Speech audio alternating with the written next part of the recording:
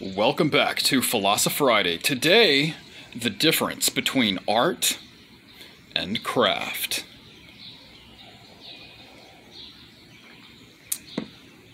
Of course, these are two different things. This is a philosophical distinction, I think first put forth by Immanuel Kant.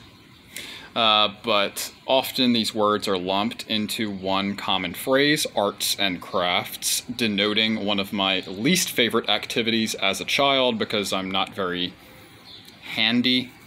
Although I'm very much into the literary and musical arts. Visual art was never really my thing. Although I was always good at sketching, I didn't really like to do it. And I didn't really channel my creativity through that. But anyway, this is a philosophical distinction. One thing to keep in mind is that craft is a precondition for art making. So art requires craft, but not all craft requires art. So craft is an expression of technical ability, technical skill. This can come in the form of talent. You know, everyone has some technical skill for something to some degree, but it can be improved with practice. So if you're working on your craft, what you're doing is you're practicing, you're sharpening your tools.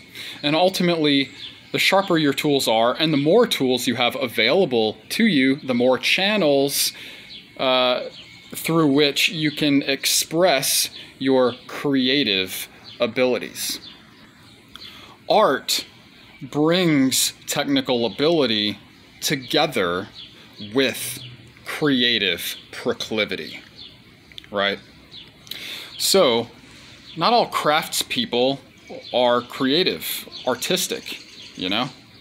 And conversely, not all artistic people are crafty, have a technical ability. In fact, having a creative mind, but no tools, no technical tools with which to express that can be a very, very restraining and existentially depressive sort of state to be in. I know people like this who don't have a channel for their creativity. It is the source of a lot of anguish and even depression at times. So if you are a creative person, if you claim to be artistic, make sure you're working on some sort of craft, right? It's because it's important to get it out. You know, therapy really is one of the purposes and one of the results of making art. When someone is pouring it out onto the canvas, into the microphone, onto the paper, whatever art form it is that you're pursuing, it does provide you with a form of therapy. You know, I like to say that if we could express the things that are expressed in art in words alone, then there would be no art. You know, I think this is especially true of music, which I would hold in high regard as the highest art. You can debate me on that if you like, but it does, better than the other arts, I think, encapsulate the full range of emotional experience and, you know, human life. The human experience, the human perspective is expressed in its fullest, most complete sense through the right music. You know, music does way much more than give you something to sing along with. It can also evoke images, you know, sometimes better than visual art can. It can evoke memories, nostalgia from the past. It can inspire new ideas in a range of art forms and applications. But anyway, I could go on about music all day. I'll give you a few examples of the difference between art and craft, right? In the visual arts, a pure craft with no artistic quality to it would be, say, copy sketching, or even hyper-realistic painting, where the painting or the drawing looks detail for detail exactly like the real thing. You're taking something from the outside world and you are copying it. That would be a pure form of a high level of craft skill. There's nothing creative about it. There's nothing original about it. You're not taking, does pure creativity really exist? What is it? Is it anything more than just taking what's available in the outside world and composing them in a unique way? Maybe, but whatever the case, there's no creativity required to be a hyper-realist painter or sketcher, This is like the equivalent of transcribing words that you're hearing someone speak, In music, pure craft with no creative precondition would be playing in a cover band, But then, of course, you can add your own fills here and there. You can add your own solos. You can add yourself to what it is you're doing, whether it's visual art or musical art or whatever the case is. And that's where creativity comes in, We could say on the opposite end, though, having less emphasis on technical ability, but more, really all the emphasis on creative originality. In painting, we could say just crazy expressionist abstract painting, where you can't even distinguish one line from the next. So it's not clear that there's anything technical going on there, although there might be.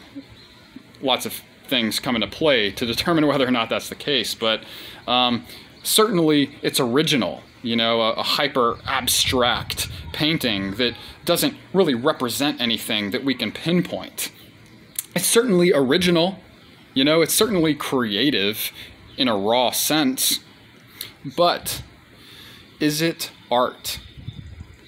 I think art combines both technical ability and creative expression. And a lot of what we do creatively, and which is important to do, is limit our originality to the extent that, let's say, in music, the space between notes matters often much more than the notes themselves. Composing something in a way that makes sense to the ear or to the eye, to the soul, is to employ your technical skill in a way that's not necessarily showy-offy, but in a way that gets it just right. Right?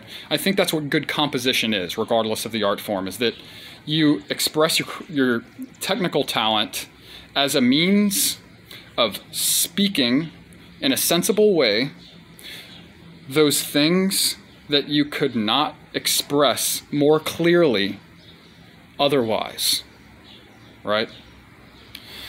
So there has to be a balance between,